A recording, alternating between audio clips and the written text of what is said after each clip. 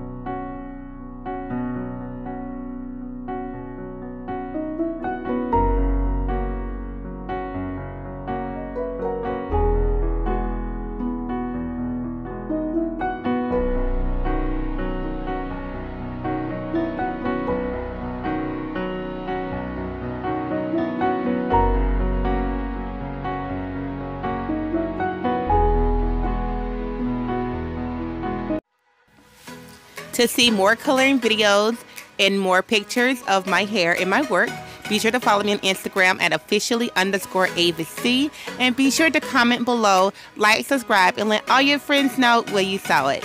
Be sure to see you next time. Love you guys. Bye.